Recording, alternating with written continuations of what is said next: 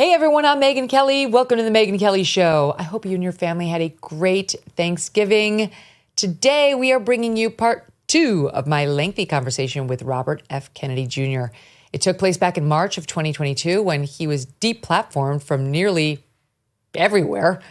In this part of the discussion, we get into COVID, tech censorship, his wife Cheryl Hines, the assassination of his father and his uncle, growing up a Kennedy, and so much more. I actually think, personally, I enjoy this half even more than the first half. I think you will too. You get to know him in a very different way. Please take a listen, enjoy it, and we'll see you again live on Monday. Don't miss a moment. Subscribe to this show on YouTube and follow me on Insta, Facebook, and X. Let's be honest, the world is not getting any simpler. Whether it's a natural disaster, a supply chain issue, or just a nasty virus, things happen that we cannot control. But what we can control is how prepared we are. And we have seen time and time again that preparation is key. It is about being proactive, not reactive. And this is where the JACE case comes in. The JACE case is an emergency kit with prescription antibiotics. Is such a good idea that cover a huge range of common infections. The JACE case, J-A-S-E, takes the guesswork and the panic out of challenging situations. You will have the right medication when you need it, where you need it. In times of uncertainty, you don't want to be dependent on outside systems. With the JACE case, you have a practical, reliable solution right at your fingertips. It's about taking control in a world that sometimes feels out of it. So don't wait until it's too late. Get prepared now. Go to jace.com and enter MK at checkout. That's promo code MK at jace.com to get the right meds the moment you need them. This is about smart preparation for your peace of mind and that of your family. Hey everyone, I'm Megyn Kelly. Welcome to the Megyn Kelly Show. Today, part 2 of our interview with Robert F. Kennedy Jr. If you did not catch part 1, we tackled a lot of topics, including his stance on childhood vaccines and his theory on why Dr. Anthony Fauci is so focused on everyone getting the COVID shot. And while that was a genuinely compelling exchange, part 2 is probably my favorite because Robert is an incredibly interesting person. We never see him profiled or interviewed, really, about his family and history because he's been deemed too controversial to talk to by our so-called media betters. What a shame, because he is fascinating. Today, we get personal about what it was like growing up Kennedy. Robert is the third of 11 children born to Robert F. Kennedy and his wife, Ethel. His father served as our nation's 64th Attorney General and was the brother of our 35th President, John F. Kennedy, as well as the late U.S. Senator Ted Kennedy. Given the amount of star power in his orbit, Robert's childhood stories are sensational, like his memories of being with his uncle, President Kennedy, in the Oval Office. While being the president is clearly a stressful job, Robert says JFK always made time for him. He once had an Oval Office meeting with him to tell his uncle about his new pet salamander. Robert was only 9 when President Kennedy was assassinated in 1963, and he remembers it. Just 5 years later, in 1968, his own father would be killed when Robert was just 14. In this interview, what he remembers most from those awful tragedies and his very strong opinion on who he thinks committed the murders, which you may find surprising. I did. Robert is now 68 years old, the father of 6 children and 1 stepchild. In 2014, he married actress Cheryl Hines, star of Curb Your Enthusiasm with Larry David. And that is where we pick up today's conversation, the toll his controversies have taken on her, and what it's like to be one of the most censored men in America. What do you think about the censorship you've endured? Oh, to me, Megyn, that's the most disturbing feature of this. This kind of bewildering response to COVID that we've seen. First of all, I want to say this, that I'm accused of promoting vaccine misinformation, but nobody, not Instagram, not the White House, not anybody else, has actually identified a statement that I've made that is incorrect.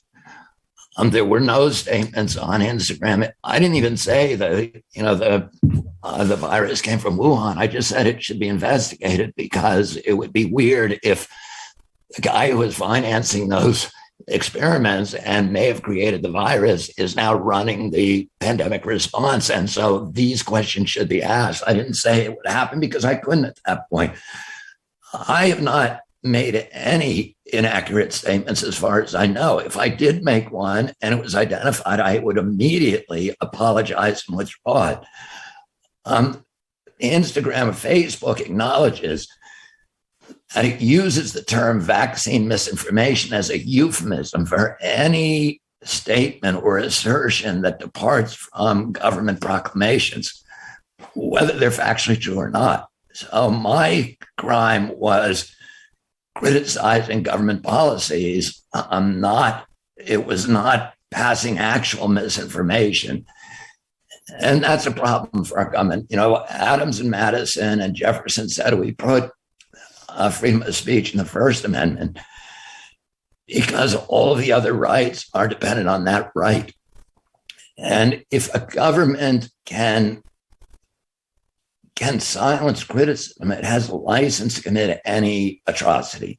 And that's why it's like, you know, when I was young, I supported the ACLU and others who were supporting the right of Nazis to march in Skokie, Illinois, not because I was repulsed by their ideology and by their statements and horrified by them. But, you know, at the same time, we need to be able to be willing to die to protect their right to say those things. And that's, you know, what they understood, our ancestors in the American Revolution. And that's what generations of writers, of politicians, of respected leaders have warned against any government that tries to limit speech. And now it's very strange. We're living in this world where it's become okay. In my political party, I saw a Gallup poll recently. It was either Gallup or Rasmussen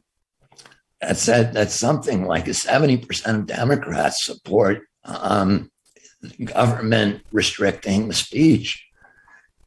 And, you know, it's almost inexplicable to me that we could be in that place right now. I believe my political party was the party that would go to the mat to protect people's right to say what they want. And that's so critical for our democracy. And, you know, it also is critical to public health.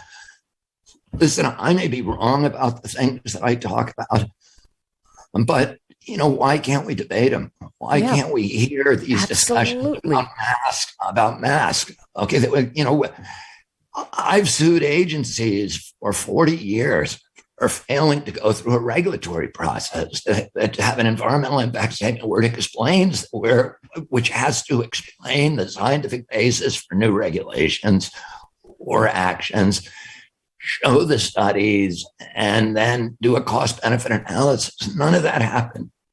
It was, you know, we just suspended democracy. We suspended due process.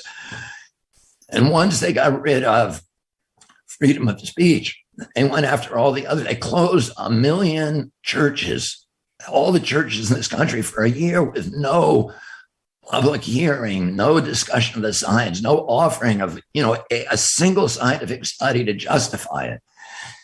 They shut down 1 million businesses with no just compensation, no due process, no just compensation, a direct violation of our Constitution.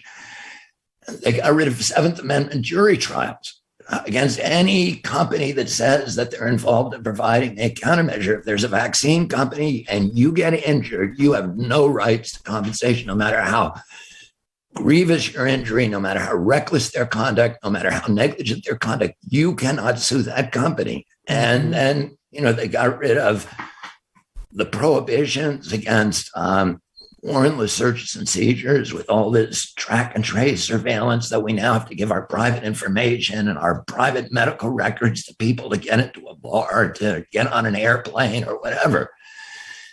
And, you know, there is no pandemic exception in the U.S. Constitution. And by the way, it's not because they didn't know about pandemics, because there was a smallpox epidemic during the Revolution that paralyzed Washington's Army of New England for a couple of months. And there was another malaria epidemic that happened to the Army of Virginia. So they knew very well what epidemics could do, and yet they did not say that this document is suspended. These rights are suspended whenever there is an epidemic. And they, the disturbing part of this response was that it did not seem to be a public health response at all. It was a militarized and monetized response. We did things the opposite of what you would do if you wanted to stop a pandemic. And ask yourself, and I would ask any of my fellow Democrats who are supporting Tony Fauci, what his record is the worst record of any country in the world, arguably. We had 4.2% of the global population here in the United States, and I think we had something like 17 or 18% of the global COVID deaths. The death rate in America was in the top 10 in the world. So we had 2,800 people per million population die. The African nations had an average of about 200. Oh, Nigeria had 15 people per million population. These countries, which Tony Fauci and Bill Gates at the beginning of the pandemic said Africa is going to get wiped out. We need to get them all vaccines. Nigeria has a vaccination rate of 1.5 for one vaccine, 1.5%. Wow. And they had a COVID death rate that was about 1/1500th of our COVID death rate. Wow. And there's reasons, Megyn, there's reasons for that are non-medical. One is that African countries have younger populations, and COVID was a disease that killed elderly people. But that doesn't explain it anywhere near these huge disproportions. One of the things that could explain it is that Nigeria has the highest malaria burden in the world. 27% of malaria cases globally come from that country. So everybody in the country is on hydroxychloroquine. Mm-hmm. It also has the highest burden of river blindness. A large part of the population is on ivermectin. Is that what explains this incredible record against COVID? Well, we don't know. But shouldn't we be asking that question? Isn't that the first thing Tony Fauci should be doing, is saying, why is there this huge delta between COVID death rates in all these different countries? And the countries that did worse are the ones that focus on the vaccines. And the fact, it's not just Fauci, as you well know. Big tech has been completely supportive of this shutdown. You can't, even just hearing you talk about hydroxychloroquine and ivermectin sends just a little piece of my spine up like, oh, Lord, this is, YouTube, this is where they're going to jump in and try to censor us. Nothing should be censored here. This is a discussion about whether they work. Should we have more discussions about that fact? But that's what they've done to us, because they'll take away your platform, as you well know. You can't even talk about it. They've jumped in on the silencing of discussion, and they're the ones who control the public information highway. So it's really damaging. I'm in news, and to this day, I don't know what the truth is on ivermectin and hydroxychloroquine, and even talking about it makes even me feel like it's insane. It's un-American. That's right. And, I completely not, I can be wrong about anything. Let's have the debate. Let's have the discussion.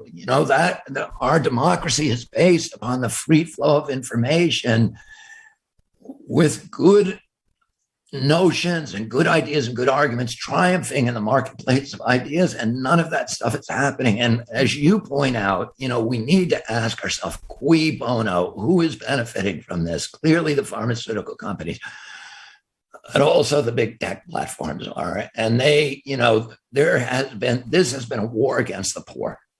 If you look at, Black neighborhoods, Compton, Harlem, had 2 or 3 times the death rates as Bel Air or Greenwich. And, you had the schools closed in those neighborhoods. According to the Brown University study, children lost 22 IQ points young children during the pandemic. And, and the mental illness went off the roof. I think 51% of Black children had suicidal ideation. You had the police go into those neighborhoods and close down the basketball Public courts. parks. Yep. And who benefited from all of this? It was the internet platforms. It was Jeff Zuckerberg, Bill Gates, Mark Zuckerberg, Sergey Brin, Larry Ellison, Jeff Bezos, etc. There was a transfer of wealth, the biggest in history, arguably, $3.8 trillion from the global poor and from working people to this new class of oligarch billionaires. And the same people who were benefiting were the ones who now control our communications, the Facebook, all these platforms. Mm-hmm. And they were using their control to suppress and to censor any criticism of the government lockdowns that were making them even richer. And there's something really wrong with that. And the government was allied with them and telling them what to censor and what not. Yeah.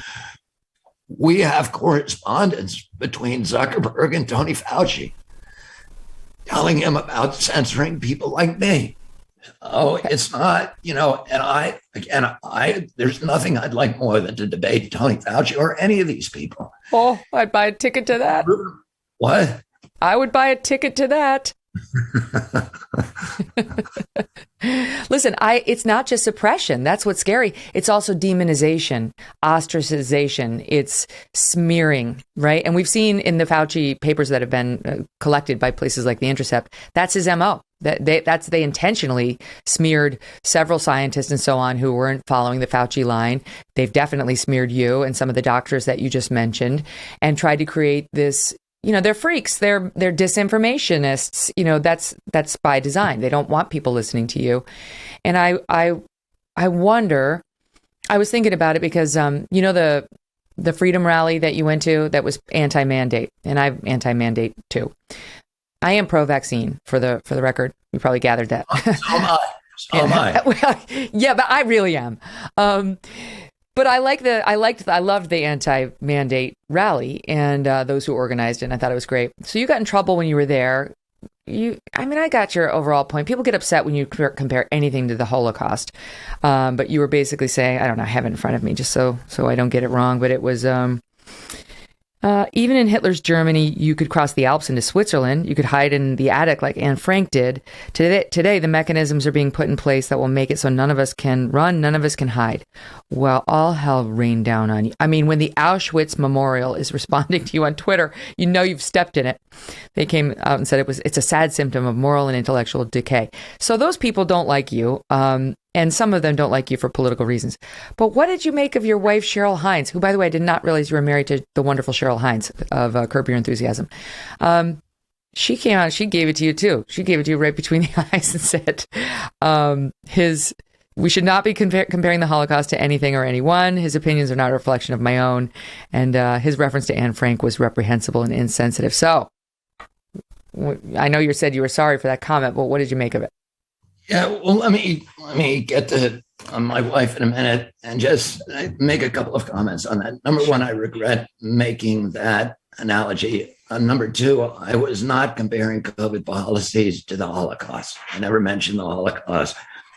I was making a point. I was comparing a number of totalitarian regimes, left wing and right wing. So in that same, I think earlier in that sentence or later, I talked about the communist regime of East Germany, and that all of these totalitarian regimes have similar features and similar intentions, which is to control every aspect of human behavior. And my point is that none of them have been able to do that in history.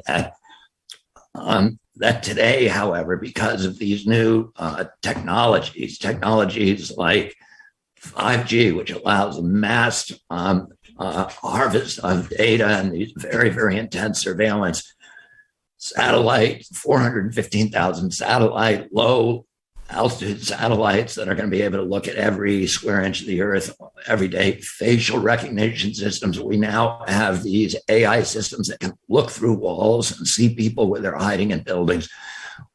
We have vaccine passports, which is a way of social control. Digital currencies. We saw what they did to the truckers in Canada, where they closed their bank accounts and denied the money. There's all these new instrumentalities that make the emergence of what I call turnkey totalitarianism, where they're putting in place all of these instrumentalities now, or they are getting put in place. Let me use the passive voice. And it's going to give people who have those kind of ambitions a level of control over every aspect of our lives and makes dissent and resistance almost impossible. That's the point I was going to make.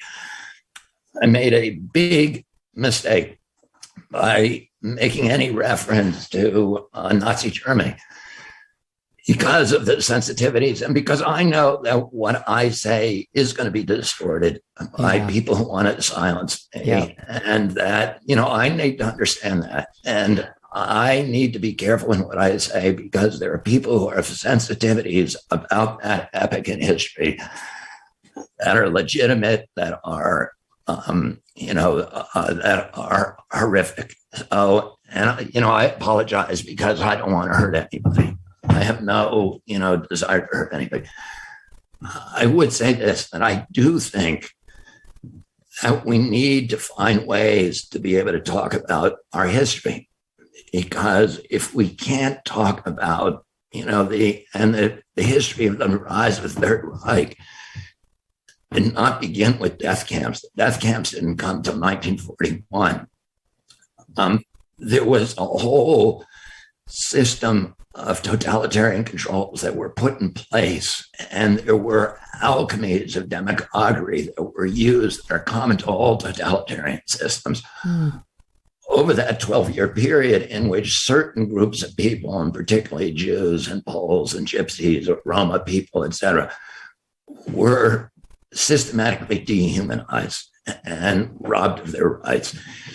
And it was a 12-year process, and we need to, at some time, we need to figure out ways to be able to talk about that process without offending people. That's what Gina Carano got fired from ABC from Disney, for trying to talk about that. It's a very tricky area, and I should have known better to stay the hell away from it, because it's just, there's no winning for me. People cannot hear my words. They're going to hear from their feelings and their hearts, and they're entitled to those feelings. Yes, but when your spouse is on the side of the other people, you've done wrong, right? Because your spouse is rooting for you.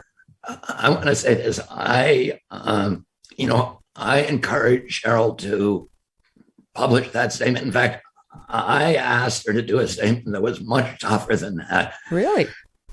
Which, yes, because, and I'm glad she didn't.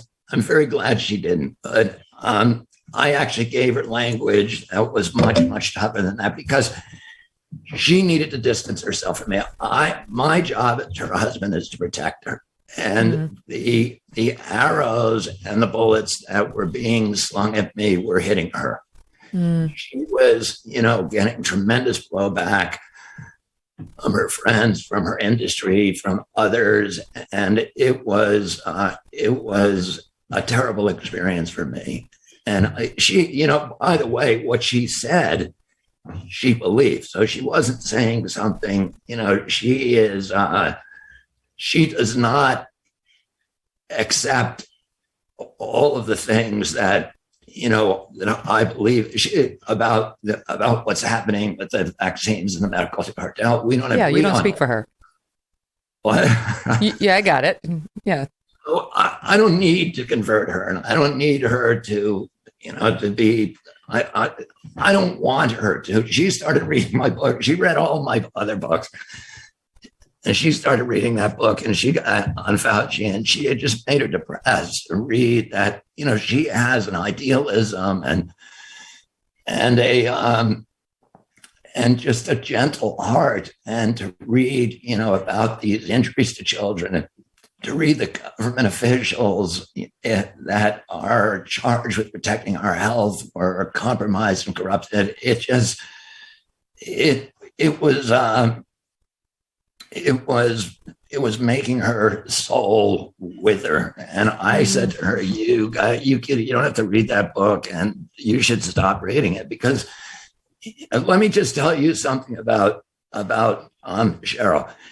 She is literally the best human being that I've ever met. And when I met her through Larry David, and Larry brought her, who was my friend, and Larry brought her in 2002 to go skiing at a ski event I did up in Banff in British Columbia. She was married then, and I was married then.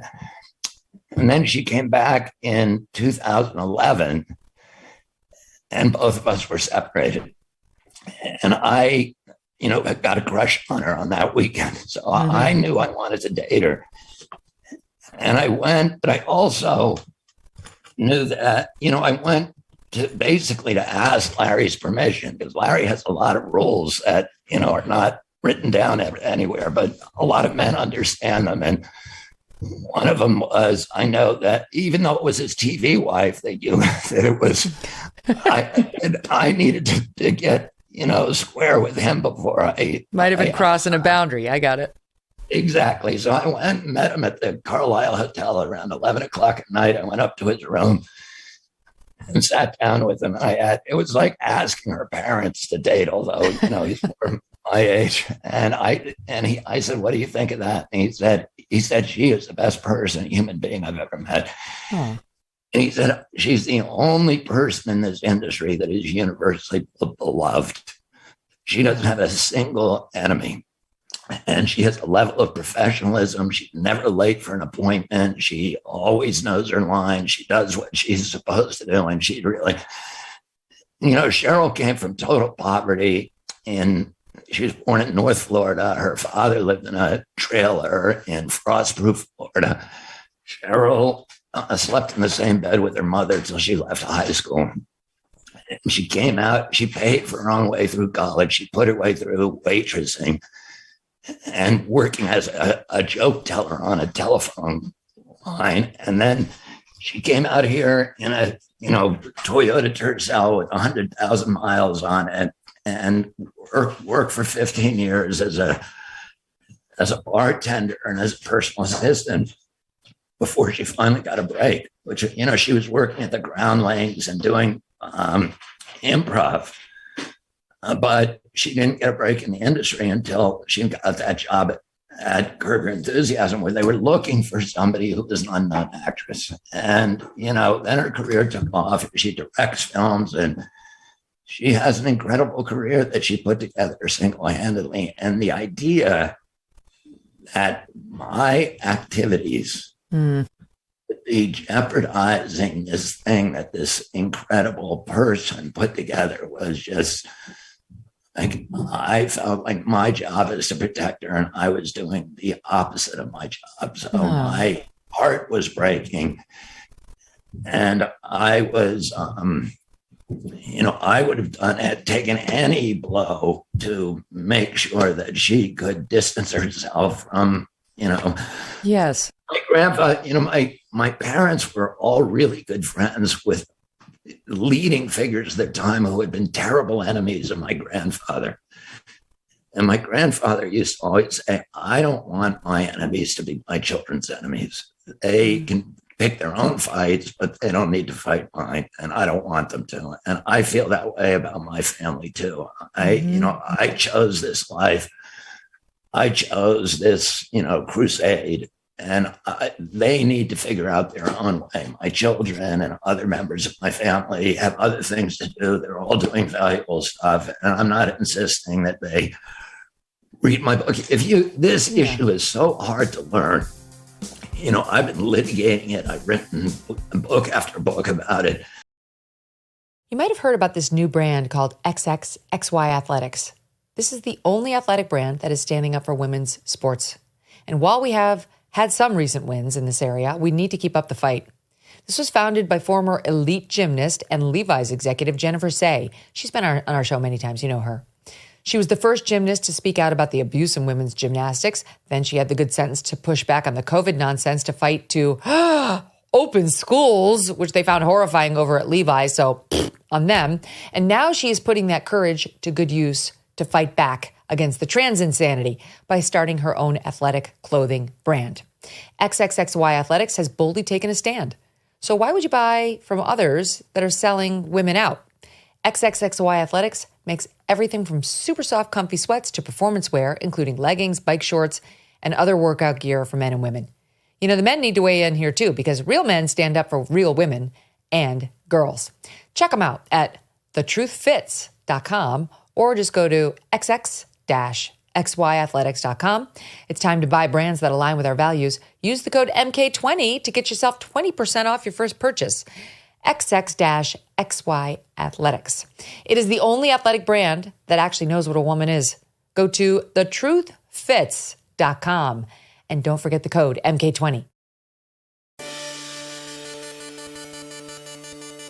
No, trust me, I'm a lawyer and a journalist, and it took me a lot just to come up with, you know, like where am I going to challenge him, and what are some sort of points.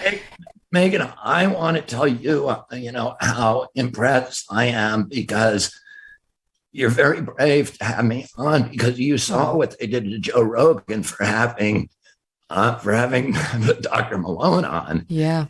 And I'm the only worse person than Dr. Malone. So, they try to destroy Joe Rogan, who's got 40 million followers. I know. And Joe Rogan wouldn't put me on. If Joe Rogan wanted to put me on, he won't put me on, and he has good reason for it, because they will, the what you face if you allow me to talk is, and you've pushed back at me appropriately, you and I. You've made good points on this show. You've done, you're tough and you're smart, but you have a lot of courage to even allow me to talk. I've never been allowed to talk like this on a major platform, except, Tucker Carlson. Yep. A friend of mine too. And thank you for saying that. I was really looking forward to it. And I have to say, the more they try to suppress someone like you or Dr. Malone, the more I want to do it. That I've always been that person, and I'm thrilled. I'm thrilled you're here. And I should tell the audience, of course, nothing was off limits. You're not that guy, but you were like, I'll stay as long as you want. We can talk about anything, because you're not afraid of pushback. Unlike these censors who only want to air one side of the story. And I've said this before, as a lawyer, and I know as a lawyer of 10 years before I got into journalism, if you go into a courtroom and you only present one side, you're going to win. It's very easy to win when you only have the one side talking. You can persuade even the least gullible of jurors to come over to your side. But that's what they're doing. They're just shutting down one side and then declaring it a victory. And they haven't won the hearts and minds. That's why there's so many skeptics still out there. And that's why your book is in its 12th printing, even though no one will give it any promo. It's not going to be reviewed by the Times and celebrated in the magazines and, all over the newspapers. But the people have a way. The Times and the Washington Post did a big profile piece on me, and neither of them even mentioned the name of the book. Oh my gosh! That's how radioactive it is. So wait, let me ask you this: Did everything die down for Cheryl? Like, everything was fine with her and her industry and show and all that after that? I think so, and I hope so. She was nervous about me doing this show. I can tell you that. Oh, she's going to like it. After she listens to it, she's going to approve. I'll just tell you another thing, because I brought her so much heartache on that other thing, that I want to say this about her, that, you mentioned my wife, that I've been through a real tragedy with in my former marriage. And I have 6 kids and then a stepchild with Cheryl. They, that was obviously, anybody who listens to this can imagine how tough that was for them. And Cheryl coming into my life and becoming a friend, my kids adore her. And she has these extraordinary values. She has just a natural gift for understanding what you should do in any situation. She has more wisdom than I know of in any person. The word the word wisdom means a knowledge of God's will. And she has this acute sense of what's right and wrong in every situation. And she shared that with my children and just been a loving, loving friend to all of them. And, my kids are all are flourishing now, and they're healthy, and they're all doing well in careers and school and athletics, et cetera. And a lot of that is because of the strength and the stability that she brought to my life. So, that I wanted to explain that because that, is why I would do anything to spare her that kind of pain. Well, I mean, we'll have to rain down hell on anybody who tries to mess with her for her husband's opinions. You're well-researched. You're a lawyer. You've devoted your life to this. Of course, you have strong opinions. I was thinking about it, though, because you talk about, I'm brave for having you on. You're brave for staying on this after so much public shaming, on all the fronts that we've discussed. And to me, in studying up on you and your family before the interview, I guess I thought to myself, I shouldn't be surprised, because one thing I knew even going into it, but then was confirmed by everything I've read you say about your family, is you're risk takers, and not by accident. I mean, it's probably in your DNA as well, but it was encouraged, right? From an early age. You write about how your dad, maybe too much so, you'd get threats to the family. And of course, given the way he died, of course, we all look at it differently now, but even prior to that, there'd be death threats, there'd be something. And he was like, we're fine. We don't need security, and we're going to take risks, and we're Kennedys. And even the day, was it, you tell me, I'm trying to remember the story, but there was a death threat, or maybe it was when JFK was shot, but he didn't want you to leave school because he wanted you to be a good little soldier and not panic the other children. During the Cuban Missile Crisis. Oh, Cuban Missile Crisis. Okay. US Marshals came to our house. My brother Joe and I were, I think there were probably other kids at home. People may know that there's 11 kids in my family. But Joe and I were kind of the older boys, and we were home, and the U.S. Marshals came by, and they wanted to take our whole family down to these to this, underground city that they have down in the Blue Ridge Mountains, where they have literally, they've hollowed out the Blue Ridge, and they have a whole city there for the government to hide in when when the bombs were raining down during nuclear winter, and and so we were very, very excited. We wanted to see the joint and to go there, and but my father called us, and he got us, the two of us, on the phone on different lines. And he said, if you children leave, people are going to recognize that in Washington, and it's going to cause people to panic. And you need to go to school. You need to show that, everything is calm, and be good soldiers. And so, I mean, he also said that if there is a nuclear war, it will be better to be dead than to be alive. Now, I did not go along with that. I felt like I would thrive in that situation, and I really wanted to see the place, but we did what he asked us to do. The story, this is from your book, American Values, another thing that the audience should buy. But one of my favorite stories from that book is of course, your father was Attorney General under President Jack Kennedy. And you write about how when you were little, there was a red button on his desk that would go directly to the head of the FBI, J. Edgar Hoover, who is just a crazed guy. I mean, the stories about him in your book are great too. And you had some fun when you were a little one with that red button. It was enjoyable for you. Do you remember this story from your book? My father had a unique relationship with Hoover. Hoover hated my father, and after my uncle died, he never spoke to him again. And he reported directly to Johnson. Even though my father continued as Attorney General, my father was an ostensible boss, but he had never reported to an Attorney General in history. He had always had direct access to the President of the United States. And he hated that my father made him go through him. Not only that, my father put a red button. The FBI was in an adjoining building. They were actually linked by a bridge. And they were linked by a tunnel, which we used to go through. We would go to the shooting range, the FBI shooting range, and sometimes we'd go to Hoover's office. He caught me in his office one day trying to catch the goldfish in his fish tank. He was very angry, but you're lucky you still have your hand. Yeah, my father had a button on the desk that he could summons over. And one day we were in there, and me and two of my siblings were mischievously pressing that button, and he came up very angry, which he should have been. It's amazing to think of you doing that. The other, maybe not unrelated story was of the red phone that President Kennedy had installed so he could reach the Soviets immediately. And he had one, of course, in the Oval Office, but he had another one at your house where you were raised in just outside of D.C. in Virginia, which was sort of like a satellite White House for him. And this is crazy. Apparently it's still there. Like your brother owns the house. Like we could go see it. There was one in the Cape, which is in my brother's brother's house, which for 1 year was the summer White House.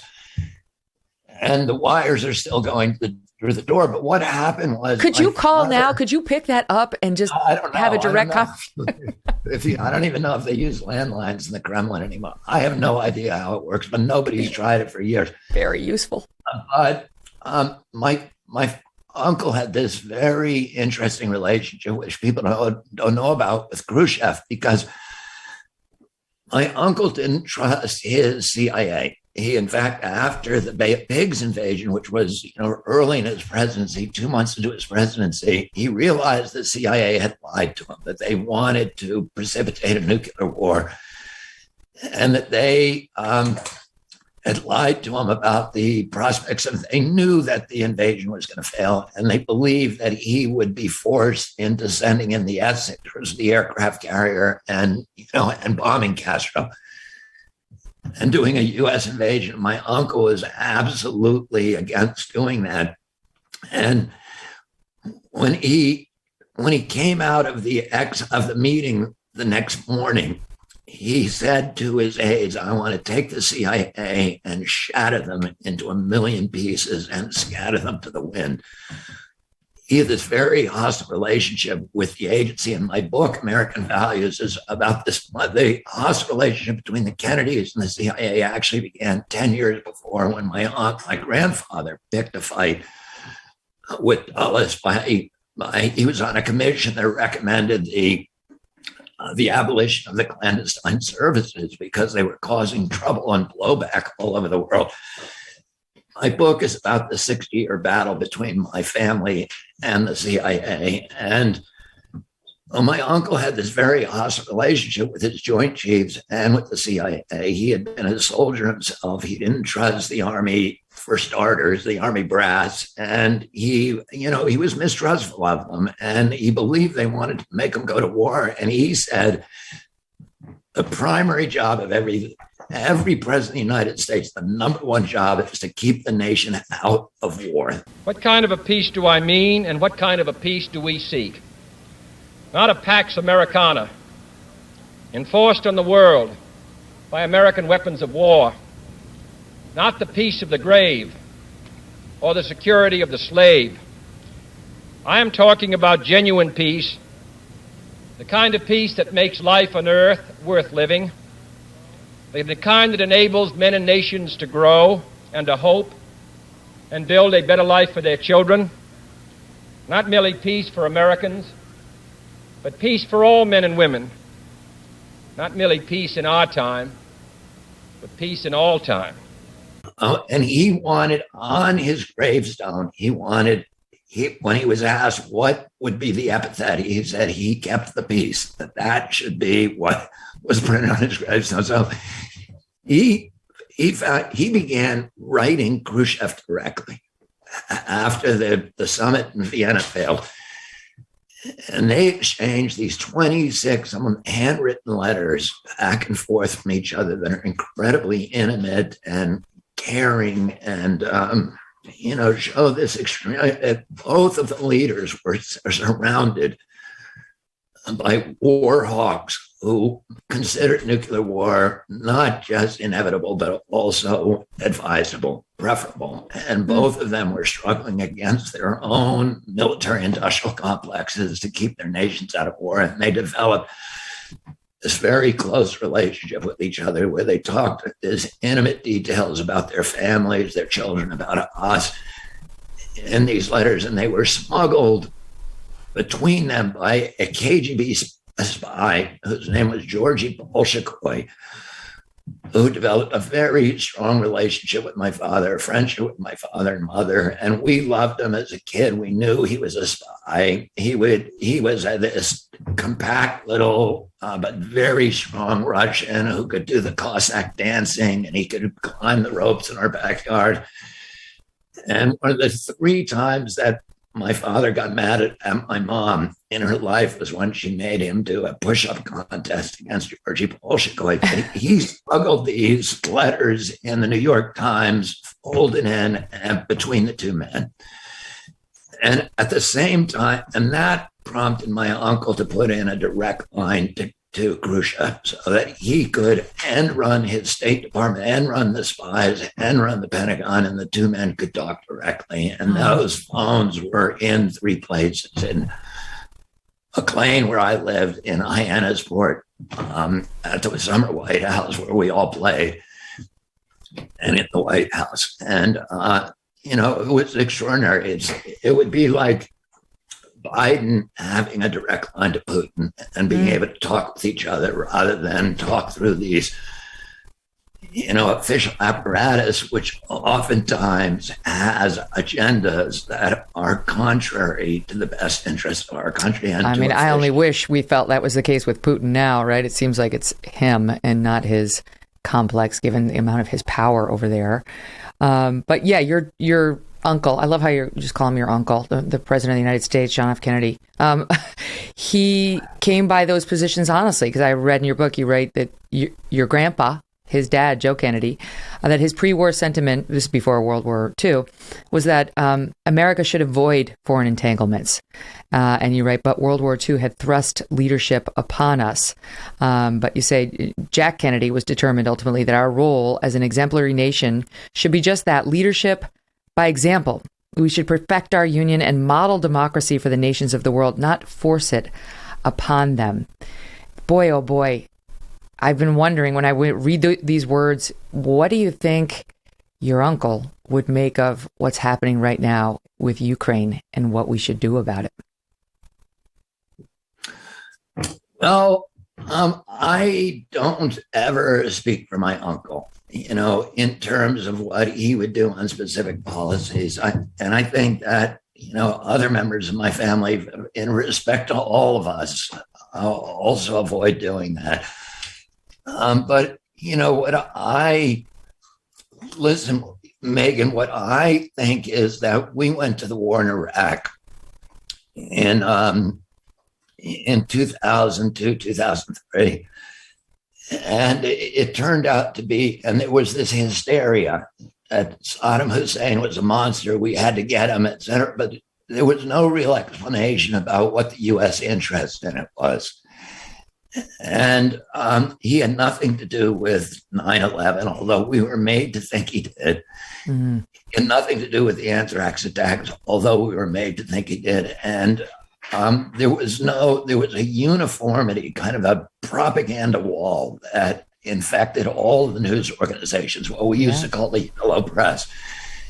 And I think it's really important when we have national policies like this, that we look at the nuance and that we allow other voices on the on TV and on the radio and in our newspapers. And the Ukraine is an extremely complex geopolitically and historically, and in ways that Americans today are missing completely. And the people that we are pretending that we are now saying we need to help are, we know about these very extremist views that are in the Azov battalion, et cetera, that we need to understand. And I just think that we should not rush into something without debate, without a real debate, without blocking out alternative voices, and about really understanding what the U.S. objectives are and what's best for the world. For those of us holding our breath for the past several months, we can exhale a little in the wake of this election. Work can finally be done on the major issues this country's facing, one of the most significant being our national debt. The fact is, we're broke, and that debt in our nation is a house of cards that cannot be quickly dismantled. So the strategy remains the same. You might want to diversify your savings. This is why I want to tell you about Birch Gold. So many things are out of our control, out of our president's control. So it can be important to have a safe haven for your savings. Birch Gold Group can help you convert an IRA or 401k into an IRA in physical gold. And the best news is it does not cost you 1 cent out of pocket. Text MK to 989898 to get your free info kit. Plus, right now, through Black Friday, you will receive a free 1-ounce silver eagle for every $5,000 purchased. Protect your savings with Birch Gold. Text MK to 989898 and claim your eligibility for free silver today. Well, and people should listen to you because you've been advising important people like presidents for a long time. We pulled a picture of you sitting next to President Kennedy on the airplane. And you tell me what this little boy in these cute little gray shorts is telling the president of the United States. That picture on the airplane is coming back from the convention in Los Angeles in 1960. And, you know, he had just been named the Democratic candidate. And we sat. He wasn't yet president. He was not yet president. He was still the United States senator. And if you read, is there an inscription on the bottom of it? There is. I'm trying to read it here. Saying a president gets his advice from, many sources. Or something like that. Yeah, it's so great. You were adorable, by the way. Do you remember, do you remember when he won the presidency? Because you're young, yeah. But you remember that moment? Of course, that was, we all worked in the campaign. I was out in Los Angeles for the convention.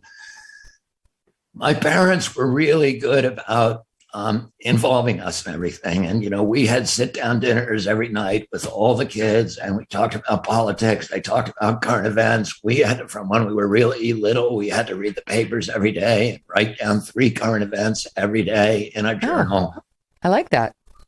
And we had to then give talks on the weekends at dinner. Each one of us did a short talk on political or did a poem or something. All 11 of you? Well, the family grew slowly. They didn't have 11 kids all at once. So, you're come on, keep it quick. There were 7 of us. And some more young, but the older kids were expected to, do these things, and the younger ones gradually didn't. The thing about my mother, and I talk about this kind of very tense relationship that I particularly had with my mother for the first couple decades of my life. But she was, and then afterwards, I was able to see, what an incredible human being she'd been, and how, particularly when I had my own kids, and try to make them sit down at the table every night and say their prayers and have, high-level conversations and arrive on time and have their hands clean and all that stuff. And she did that every night with all of us, and we did it. And then we all said the rosary every night. We read the Bible every single night. We went to church every day in the summer and on Sundays in the winter as well. And, if I try to do that to my kids, then they ridicule me. And so I really have a tremendous respect for many, many gifts that she gave me. But, one of those was just that very rich experience of growing up in a household that had that kind of laughter and fun, but also the discipline. Of course, everyone was a Democrat. We know that. The things that we've been discussing that have been so disturbing over the past couple of years have been perpetrated on us almost universally by Democrats. And you noted it yourself. I'd be remiss if I didn't ask you, are you still a Democrat?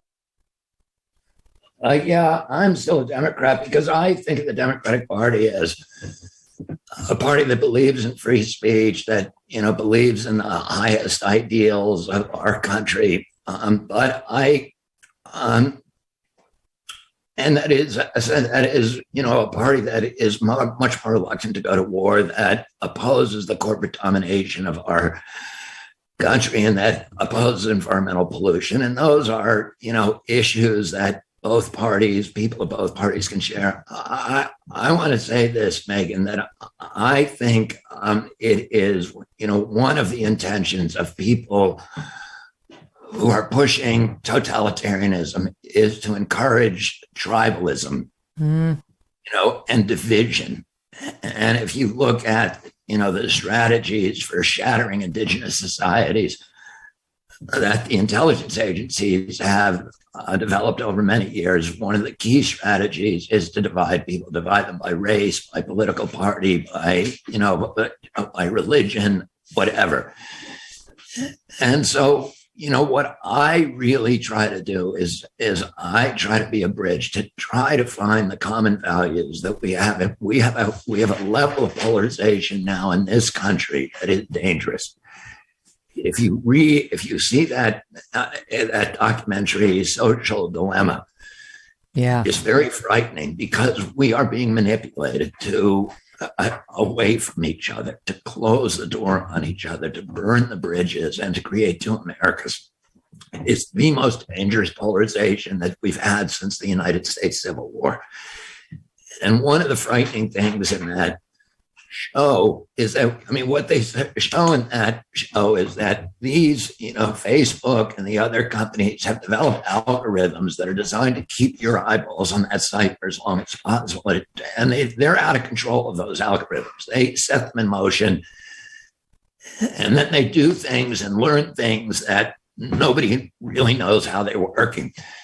But it turns out that the way that you keep people's eyeballs on the site is by reinforcing their worldview, by telling them things that they already believe in. So if I live in this house and there's a Republican next door, and we make an identical inquiry on Google or whatever, we get two different answers. My answer will reinforce my worldview. His answer is going to reinforce his. And the division, the abyss between us gets deeper and deeper. And this is a real problem for society.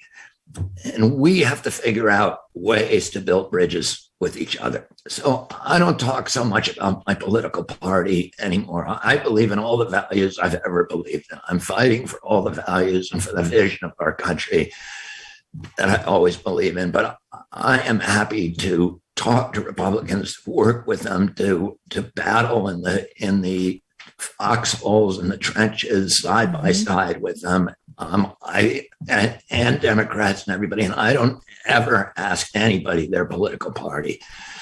Because I think, and I used to, so I'm not saying that it's not part of my, of what, but I think right now, purposefully, I really, I think it's so critical that we start talking to people that we disagree with and put aside all these tribal divisions, which are destroying this country. I love what you said. I agree with it wholeheartedly, and am trying to live it professionally and personally, and am living it. But forgive me for the follow-up, but do you think you could vote for a Republican presidential candidate in 2024? Or do you plan on voting for Joe Biden? My father always said, vote for the person and not the party. I'm not going to talk about who I vote for or what I vote for, but I'm not going to, I really think it's critical that we become less partisan and that we find common ground, that we build bridges to each other. Reality check, everyone. People, look at your jawline. Yes, a sagging jawline or double chin that gives your age away or just makes you look bad. Introducing the Genucel jawline treatment with dual peptide and MDL technology. Genucel's most advanced ever technology. People go abroad and they spend thousands of bucks to get rid of a sagging jawline or double chin. Well, maybe they should try Genucel first. And with the Genucel Immediate Effects product, you could see tightening in minutes. And just in time for the Christmas and holiday season, save over 70% off Genucel's complete skincare package featuring the jawline treatment and Genucel Immediate Effects product too. You will even get Genucel XV wrinkle treatment included for Christmas and the holidays. Go to Genucel.com/MK today. GENUCEL.com/MK. And as a special holiday gift, every package order includes a bonus beauty box with two skincare best sellers. And all orders automatically upgraded to free priority shipping. Genucel.com/MK. When you talk about division and how bad it is now, of course, I've got to ask you, as a man who lost his dad to an assassination in the tumultuous 60s, Martin Luther King was killed same year, President Kennedy also assassinated same decade.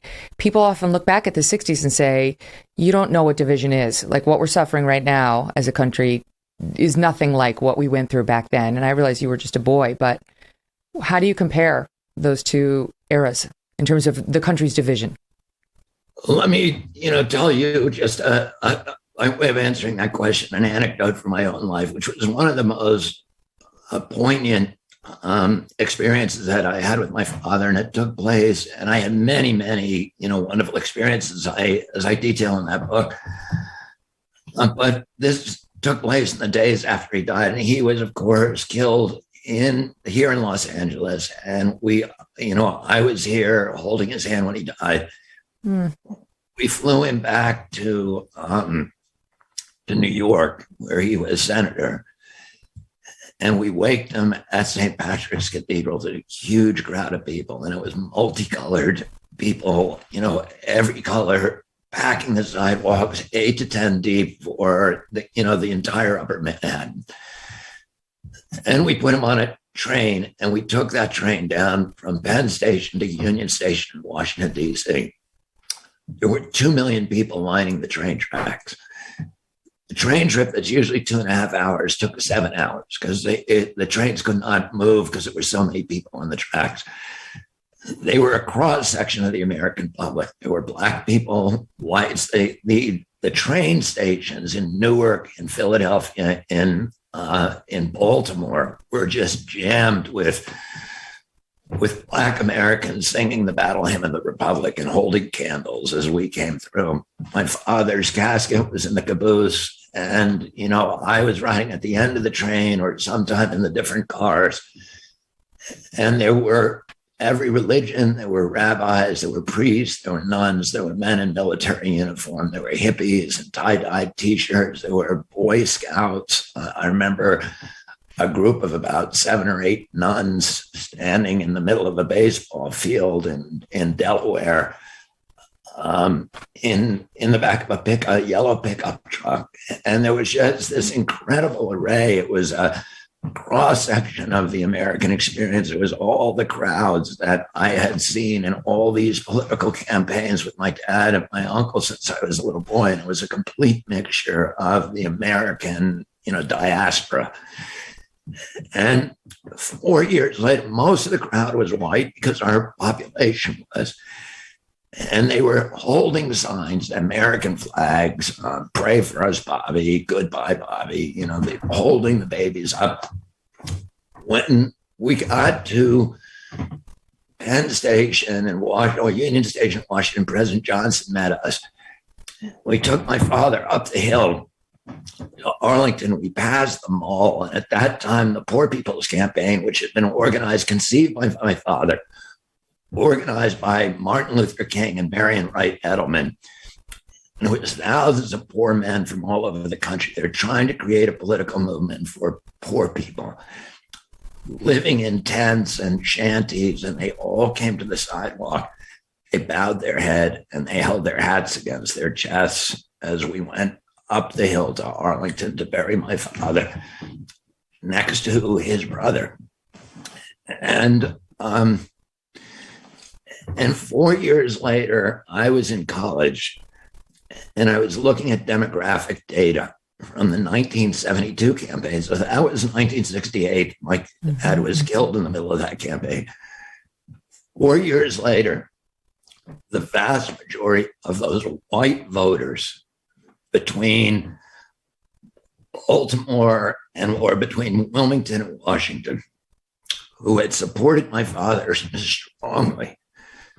4 years later, the vast majority of them were voting not for George McGovern, who was aligned with my father on most issues, but for George Wallace, who was diametrically opposed. He was a racist, segregationist, of the worst kind.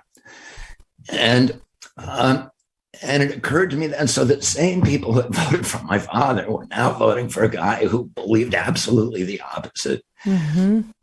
It occurred to me then, and it struck me many times since, that every nation, like every human being, has a darker side and a lighter side, and that the easiest thing for a politician to do is to appeal to our bigotry, to our hatred, to our selfishness, to misogyny, to xenophobia, and to our greed and anger.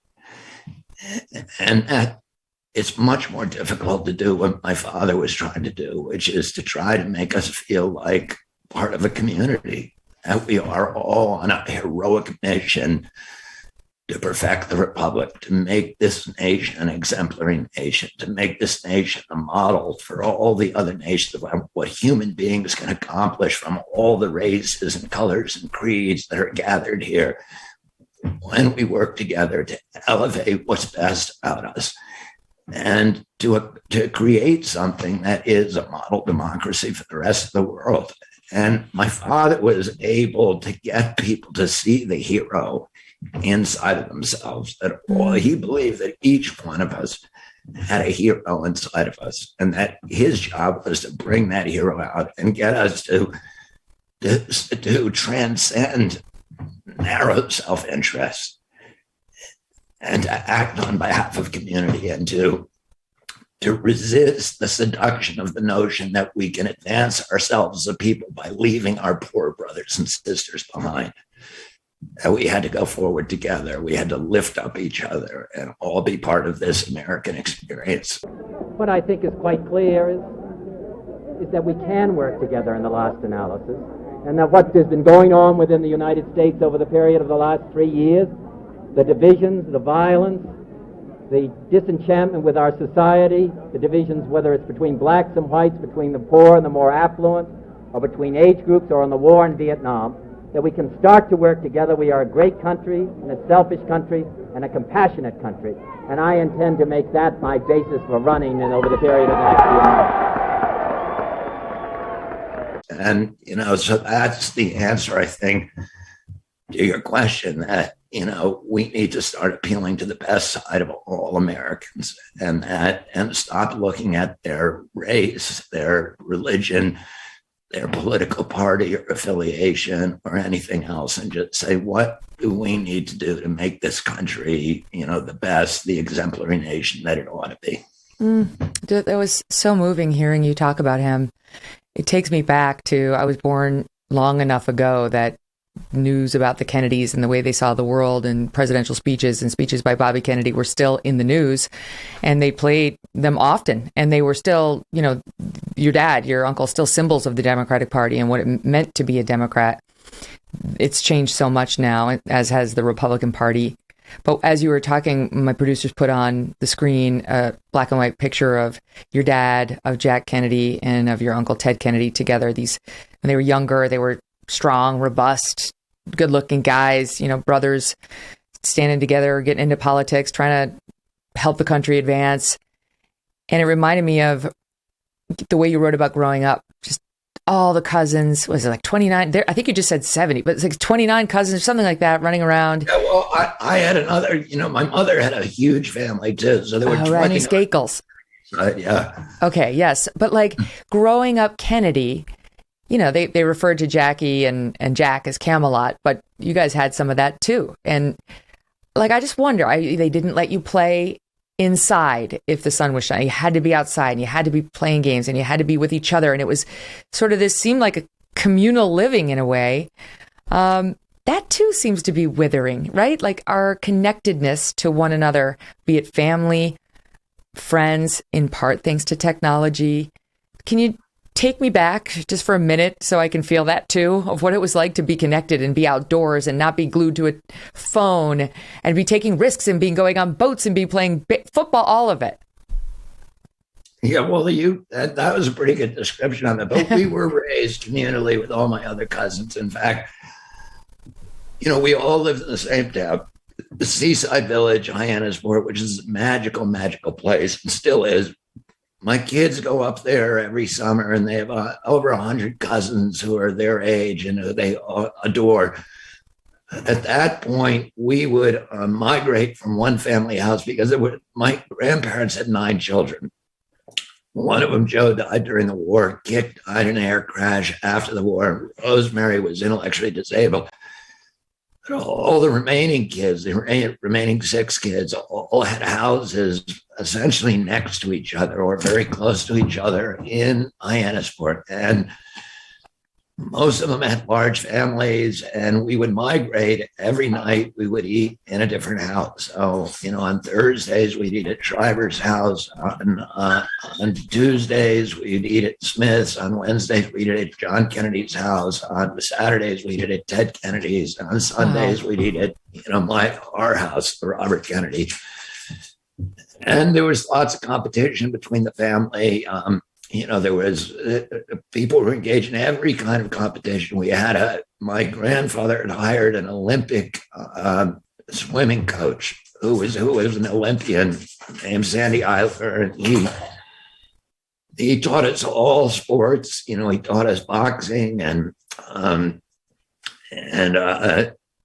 swimming, and we had sailing and tennis lessons and all that kind of stuff. And we were always competing. But it was a healthy kind of competition, I think. And it was outside. And I think we weren't allowed inside during the daytime. Even if there was a rain or something, we were told you can't come in. You got it. And there was no TV. And you got to figure out a way to do something outside. So, and we weren't tempted to go inside. Everybody wanted to be outside. I really am frightened for my kids' generation. I raised my kids as much as I could outdoors. So I think they love that. And, I have a kid that just returned from 2 weeks whitewater kayaking in Patagonia, and he's on his way up to run the Iditarod. And all my kids love the outdoors, but I really am frightened and concerned about this generation, because I think they're, the technology, the cell phones, the TikTok, the Instagram, and the kind of self-loathing that accompanies a lot of those addictions is if they have to overcome stuff that we never had to overcome. In the life that I think the socialization of these children today, it's an addiction.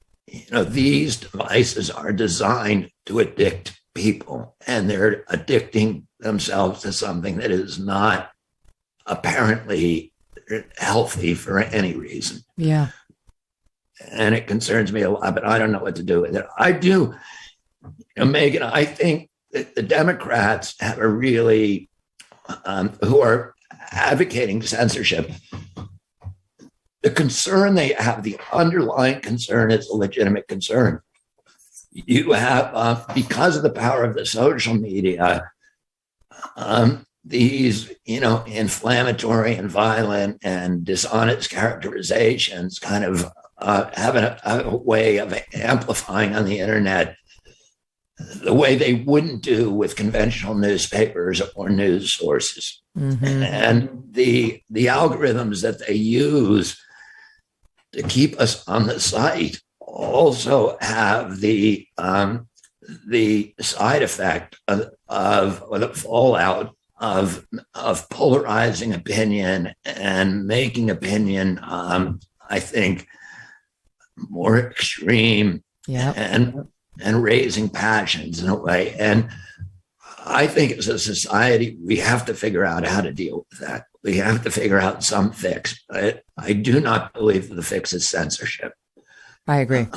You That's can right. censor certain things. You can censor pedophilia. You can censor incitements to violence. But when you get outside of those and a couple of other narrow categories, that censorship is not legitimate for any reason. It's really offensive if you think about the fact that these same companies who are silencing your view, right? They deem your view disinformation or too controversial for YouTube, whatever it is. Those are the same companies that spend their days making money off of manipulating us and making us hate one another. It's almost like they claim the moral high ground, with absolutely no solid footing on which to stand. Yeah. And, they're making money and they're tied in with the intelligence agencies and they're tied in with big pharma. Google owns 3 vaccine companies. Facebook, Zuckerberg has $1 billion invested in vaccines. So they're, and they're all making money on. They have partnerships with the big pharmaceutical companies. They're inseparable, and it's a really dangerous conglomerate because it's not paranoid to say the intelligence agencies are deeply, deeply embedded in these companies. Mm-hmm. And you have you have military applications, you have huge government contracts, you have deals with the pharmaceutical companies, and you've created this government corporate cartel that controls all of our communications. And it's really, really dangerous. It really makes you want to disconnect and just go live in the woods. Just go play outside like a Kennedy and don't look at any devices. Just to round back to you guys outside and playing and all that. Have to ask you, you write in the book, we built tree houses in the Magnolia. We played for hours in the hayloft, making forts from hay bales. We invented our own games, mostly involving some element of risk, like tag on the roof, where we leapt from atop the barn to the tack room, tool sheds, and horse trailers' roofs, or onto a neighboring white pine. It reminds me of a quote that I read from your grandmother, the matriarch of the Kennedy clan, Rose, where, you never know whether these are real or not, but what was attributed to her was better a broken bone than a broken spirit. And I love that. It seems to capture her overall attitude, if not her actual words. But can I ask you about that? Because it's not without its downsides, right? And I'm thinking in particular of JFK Jr., who took this risk of becoming a pilot. A lot of us treasured him, and Caroline Bessette, his wife, and just thought, oh my God, why, right? Like, why did he have to do it? Why did he have to fly the plane? Why did he have to go up in the bad weather? But a lot of people talked about that. Like, is it a blessing or a curse to be a Kennedy, to have this penchant for risk and this outdoorsman attitude? And a lot of people felt better about leading a more sedentary life with fewer risks in it. How do you make sense of it all, having suffered such loss? People shouldn't listen to me as a parent. The older I get, the less I know about parenting. So I am not going to give people advice on parenting. I mean, I can share kind of my experience, strength, and hope, which is that my approach to parenting has been to really laissez-faire, to try to be a good example, to try to encourage my kids' interest in history and values, but also to understand that as much as I love them, that God loves them more, and that they're His children, and that my role is not to control them, but to encourage them. And most of my kids went through periods of revolt against me, which I welcome. I think children, need to divorce their parents. They need to develop their own sense of self. They need to develop confidence, and they need to be, I like when my kids argue with me. I have a couple of kids. I have one kid in particular who he's not completely bought into any of my vaccine, baloney or whatever. So he argues with me all the time. And I love that. I love that, they can make up their own minds, that it's really important that we develop in our country a generation of children who understand the importance of critical thinking and who understand that fear can disable our capacity for critical thinking, and we have to resist that. Like Franklin Roosevelt said that the only thing we have to fear is fear itself, because fear destroys the capacity for critical thinking. And we need to be armored against propaganda. We need to be armored against the orchestrated fear, because so it's important to have brave children. It's important to instill courage and risk-taking if we want to continue to have a democracy. There was a generation of Americans in 1789 or 1776 who, understood that there's a lot worse things than death. There's a lot worse things than dying, and living as a slave is one of them. And that's why they gave their lives, they gave their fortunes, they, in some cases, lost their families in order to give us the Bill of Rights of the United States Constitution. And, we have lived off their courage for a couple of 100 years. And now it's time that we have to, renew that commitment to courage again. And yes, there's a new kind of risk taking. Right. Today's day and age requires a new kind of risk taking. You may not be getting in the cockpit of an airplane, but just to speak your opinion in today's day and age requires some measure of courage.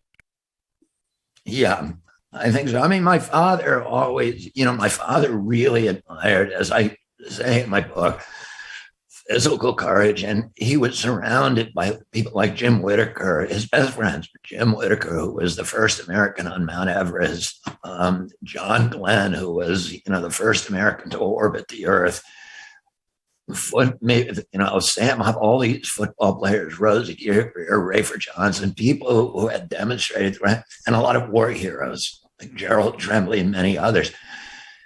They were all in our house all the time. And my father had this tremendous admiration for physical courage, but he always said that moral courage is an even rarer commodity.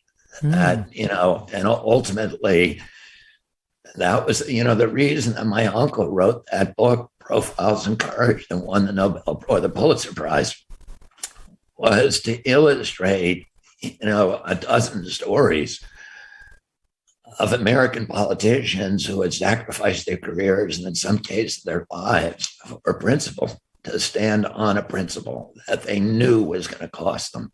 And, I was raised in a milieu where we were taught that it was a great privilege to be able to be part of some great controversy, and that the best thing that could happen to us is if we could give our lives and our energies to something that, was larger than ourselves. Not just courage, but forgiveness was another value. I know it was instilled in you because you're Catholic. And that brings me to Sirhan Sirhan, the man who killed your dad on June 5th, 1968, outside the Ambassador Hotel, Los Angeles, California. He was sentenced to life in prison.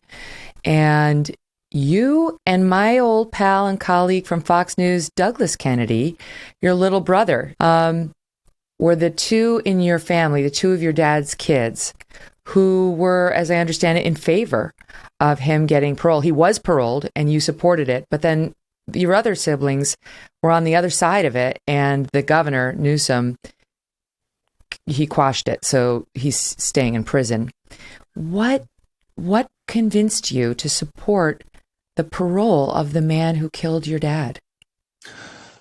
Well, number one, even if Sirhan had killed my father, I would be advocating his parole. And my brother, Douglas, is agnostic about whether Sirhan killed my father or not. But he believes, like I do, that even if he did kill my father, he should be paroled. And, to me, that is an important personal stand, because I think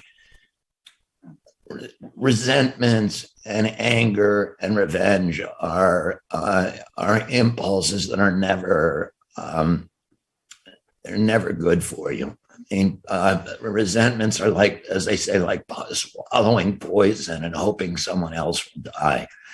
it has a corrosive impact on your own soul. So I think, what the better approach to people who hurt you is to pray for them, to forgive them, and then to keep moving. But if you let them live in your head rent free, then they are in control of you. And only by forgiving them do you escape their control and their influence. So I would be advocating, even if Sirhan didn't kill my father, Sirhan did not kill my father. He certainly shot at my father. My father, and this is what Thomas Noguchi, who was the coroner, said from the beginning. Sirhan was standing in front of my father. He was standing in front of the steam table. He never got less than 5 feet from my father. There were 77 eyewitnesses in that Ambassador Hotel kitchen, and they all saw what happened, which is Sirhan fired 2 shots at my father directly. One of those shots went past my father and hit Paul Schrade, who was the United Auto Workers, a very close friend of my father. He's the man who introduced my father to Cesar Chavez, and one of his closest friends. And he today is alive and has been advocating for Sirhan for 20 years. And he's the one who made me look at the evidence and read the autopsy report against my will. And showed to me that Sirhan could not have killed my father. The second shot that Sirhan fired at my father ended up in a door jam, a wooden door jam behind my father, and was later removed by the Los Angeles Police Department. Sirhan was then tackled by 6 men, including Rosie Geary, Rayford Johnson, and a number of others, and his gun hand was pushed away from my father. But they couldn't, he had a superhuman strength, and they could not get the gun out of his hand, and he fired off 6 more shots and emptied the chamber. And all of those shots hit people. So we have them all accounted for. We know what happened to all of Sirhan's shots, and none of them hit my father. My father was hit by 4 shots, one that passed harmlessly through his shoulder pad. All of them from behind.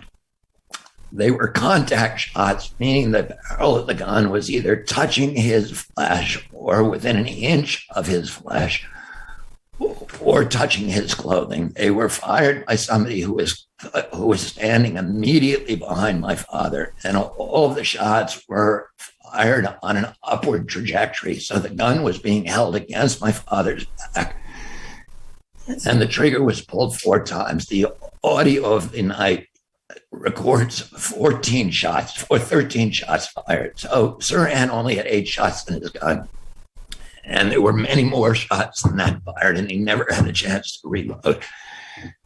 The man who killed my father is almost certainly Eugene Thames Cesar, who was a security guard, and he worked at the Lockheed plant. He had a classified position. Lisa Pease, in her book, establishes that he identified himself as an agent of the CIA, the Central Intelligence Agency, and he died at the very beginning of the pandemic in the Philippines. And the gun that he had that night was a .22, which he lied about repeatedly. When my father died, or when my father was shot, he fell onto Cesar, and Cesar fell back. So the 2 men were lying on the ground, and then Cesar pushed my father off and got up, and he was seen by a dozen people with a gun in his hand, and he never denied that he had his gun pulled. He said he had pulled the gun to fire at Sirhan, but that gun was not found, and it was not turned over to the police. It has since been found, and Cesar lied repeatedly about what he had done with the gun. So there's a lot more evidence. It's too much to go into here, but if people who are curious about it, there are many, many books that are written about what happened, and the orthodoxy in this case doesn't make any sense, as it does in so many cases. That's fascinating. That leads me to ask you what you think about your uncle's assassination, because that's one of the most speculated about moment in U.S. history, right? I mean, from Oliver Stone, right, to the Warren Commission, they concluded it was Senator Arlen Specter, now God rest his soul. He used to, I knew him kind of on Capitol Hill, and he used to say, it's not the single bullet theory, it's the single bullet conclusion. That's what happened. Single bullet. It was Lee Harvey Oswald and only Lee Harvey Oswald. Where do you land on it? Well, that was the Warren Commission. The Warren Commission, of course, he was on it. The key commissioner was Allen Dulles. And Allen Dulles, of course, was the head of the CIA, who my uncle had fired after the Bay of Pigs. And we now know that he was deliberately, and this is not controversial, this is well established, he was deliberately steering the committee away from many facts that would have implicated the CIA, including the fact that Lee Harvey Oswald was a CIA asset beginning in 1958. When he worked as a radar operator at the Atasui Air Force Base in Japan, which was the CIA base that was he was a Marine, where the U-2 flights were based out of, that were over the Soviet Union. He defected to the Soviet Union. It was a fake defection. It was a dangle. It was orchestrated by James Jesus Angleton and Langley, who was the head of counterintelligence in Langley, meaning the division of the CIA that looks for Russian spies. And there was a KGB mole at Langley for many years. To this day, it's not been identified. And they were trying to track a chase out that mole. And they thought that when Lee Harvey Oswald defected, Angleton believed that the KGB would wonder who he was and would ask the mole to check his file. And they had a trigger system on his file in Langley that would identify anybody who touched it. But they weren't able to do it. And Oswald came back without any punishment, without even being debriefed by the State Department. He had made a very, very high profile defection to Russia. He married a daughter of a KGB colonel, and then just walked into the State Department and said, I want to go home. They bought his ticket. They gave him $600. He was met at the airport in Dallas by a guy called George Marshall, who was also working for the agency, an agency asset. And, you talk about the Warren Commission findings, but the United States Congress assassination committees investigated, and the Senate did a new investigation 5 years after the Warren Commission, and they came to the opposite conclusion, that it was indeed a conspiracy. They didn't know whether the conspirators who actually murdered my uncle were mafia or whether the CIA. There was a split within the committee. The Warren Commission was working on very little knowledge that was heavily orchestrated, and the subsequent investigations. And now we have millions of documents that, that suggest a strong involvement by the agency. Wow. I mean, how does that, sorry to go Oprah on you, but how does that make you feel that you believe the CIA was responsible for the assassination of two men who are so dear to you? When you ask me, how does it make it feel? How does it make me feel? It's hard for me to separate my feelings from the kind of from the larger issue about what the implications are for our country and for our democracy. Yeah. That these are murders that, whether I'm right or wrong about them, we should be able to talk about them. We should be able to reason. We shouldn't be, again, shut down and censored. But people ought to be able to have a congenial conversation about these. And if the original verdicts do not make any sense, then let's have an investigation in what happened, because our country took a turn when my uncle was killed. You know, when I was a boy, when I was on my 6th birthday or 7th birthday, Dwight Eisenhower, January 17, 1961, made what I would consider the most important speech in American history, where he warned our country against the rise of the military-industrial complex and the subversion of democracy through this ascendancy of this corrupt cartel of intelligence agencies, the military agencies, military contractors, and other people who are attached to the military-industrial complex. In the councils of government, we must guard against the acquisition of unwarranted influence, whether sought or unsought, by the military-industrial complex. The potential for the disastrous rise of misplaced power exists and will persist. My uncle took office 2 days later. It was a farewell speech for Eisenhower. And he said, this is the most important issue, the enemy within. It's, you know, not the people from outside our country, but people within. And he talked also about the health agencies and the health cartel, but very, very explicitly and presciently. And my uncle spent 3 years of his presidency battling the military-industrial complex. And in the end, if the conclusions of those, you know, that subsequent committee of the Health Assassinations Committee are correct, and it was members of that cartel that killed him. And if that's true,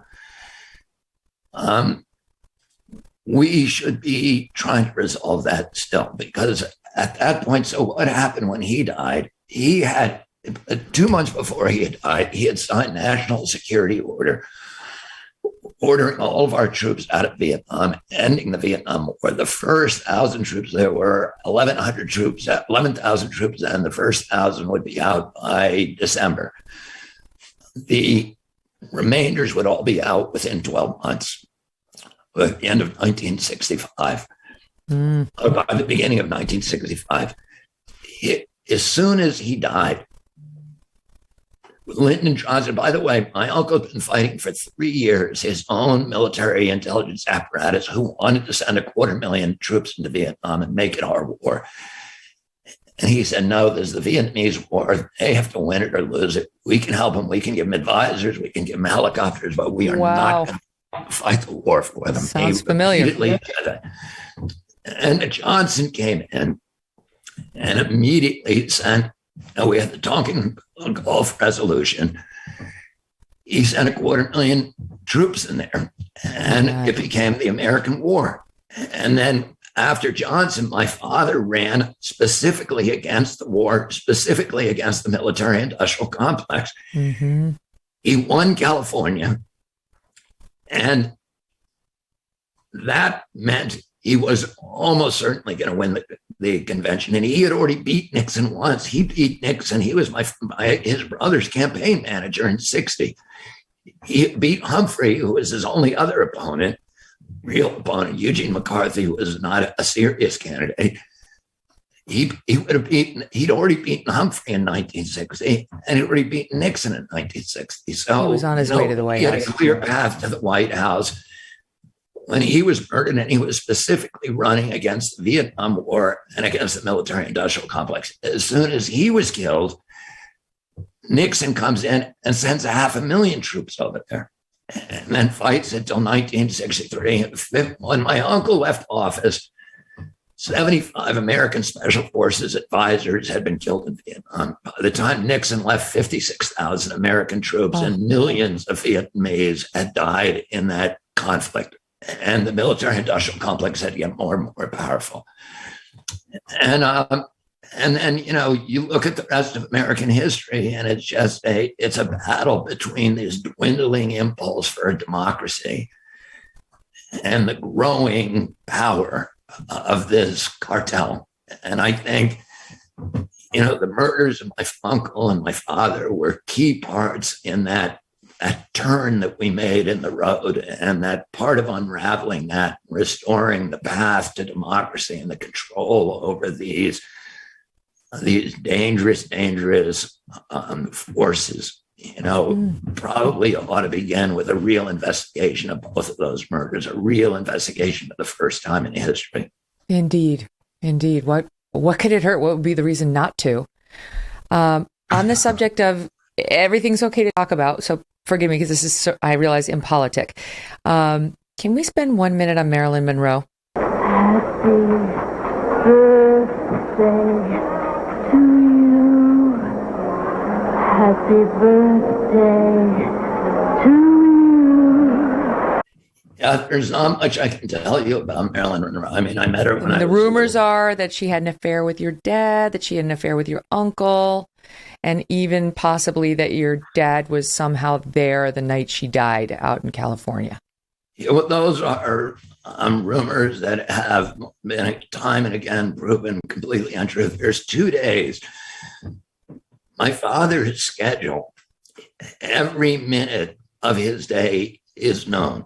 So people know where he was every moment of the day. And it happens that the day that they say that my father, the people who are selling books saying these things, the day that they say my father was with her, he was with us at a camping trip up in Oregon and in Northern California. And it would have been impossible for him to be here. That was the day that she died. Mm-hmm. Oh, and all the days that these authors who are just bogus authors who are making money by, saying these things, all the days that they claim that my father could have been with Marilyn Monroe are days when we know exactly where he was, and he was on opposite sides of the country from Marilyn Monroe. What do you make of the affair rumors of, between Bobby Kennedy and or Jack Kennedy and Marilyn Monroe? Yeah, again, all of the rumors about the affair, you'd have to find a time where he could have had an affair, and there is no conceivable time when the two people were in the same city. So, what? There's always a way. When a man wants to have an affair, he can find a way. Like, come on. There's that. I'm talking about my father. We know where he was on all the days. The authors claim to know the days, and you'd have to know the day because my father's schedule was known. He was on the campaign trail. What about all of Jack Kennedy's affairs? Like we know he did that, even though the New York Times wasn't writing about it. Washington Post. Listen, I wasn't around then, so I can't answer that question. I can't answer the question about my uncle. You were talking to him about salamanders on the plane, not his love life. That makes sense to me. I was not talking about his extracurricular. Yeah, there was only so much he was going to share with you on board that Air Force. I get it. Listen, I don't know how to thank you for all this time. Here we are 4 hours later, and you've just been so open and giving on every subject, personal and professional. I really, really enjoyed the exchange, and I hope we can have more. Thank you very much. Thanks for your courage, Megyn. Thank you for your integrity, and I hope they leave this up more than about 10 seconds. Wow, what an amazing man, right? Fascinating interview. So grateful that he came on and was so open about everything with us. And grateful to you, too, for sharing it with us. Thank you for joining us today and both days of our interview. And remember, if you missed part 1 of my exchange with RFK Jr., you can find that wherever you get your videos or podcasts for free. And here's a bit of a preview. You cannot show me a study that shows that the flu vaccine actually averts more problems than it causes. You cannot show me that study. If you show me that study, then I will walk away from that issue. Mm-hmm. I know, but every time I say, listen, I understand I've ceded to you the point that the CDC is not necessarily a public health organization, but that doesn't mean that everything they've ever said is wrong and that we get to discard every single study that they've done. There are hundreds of millions of people who have gotten these vaccines who are perfectly perfectly healthy, in part thanks to the vaccines. They're not walking around with measles. They're not walking around with flu. They're not walking around with rubella. They don't have Hep B. Those are good things. The vaccines are not all bad. Just because we have suspicions about some of them, and in particular the COVID vaccine, it doesn't mean we can. And because you started this, Bobby, by saying I am not anti-vax. You started it by saying I'm not, and then you cited as evidence of that the fact that you had all of your. Well, let me finish. You cited as evidence of that you had all of your children vaccinated, and then when I said, well, then if you have all these concerns, why did you have your children vaccinated? And you said, well, I didn't know any of this back then. So the fact that you had your children vaccinated does not suggest you are not anti-vax. And listening to you now for an hour, you sound very anti-vax to me. Okay, so I always love to hear what you think of the shows that we do, and I would especially love to hear what you thought of this one. What were your opinions? Did he persuade you on anything? Were you glad to hear from him? Do you think he's so controversial he needs to be universally banned, as he has been? Would love to know your thoughts. Leave me a note. Right now we take them in the Apple reviews. Basically, the long and the short of it is Apple gives us no love. I mean, if you go into Apple Podcasts, you will see Michelle Obama promoted and Hillary Clinton's podcast promoted. You will not see the Megyn Kelly Show promoted. But one way of getting our show to sort of get traction on Apple is the more comments we get, the higher up we go. So it serves two purposes. It helps us fight the man over at YouTube. And not YouTube, they've actually been pretty good to us over at Apple. And it also helps me understand your thoughts on the program and your guest suggestions and what you liked and what you didn't like. I have read every single comment. There are over 22,500 of them now. And it's a great way for us to connect. Okay, and while you're there, do me the favor of subscribing and downloading. Give me a 5-star review, because some of the losers are giving like 0 or 1. Those are the haters who watch MSNBC. So give me 5 stars, please. Help me out.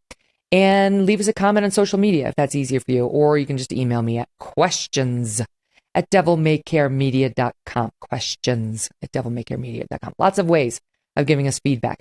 Nothing and no one is off limits here on the Megyn Kelly Show. We will keep bringing you the truth. Thank you for listening. We'll see you tomorrow.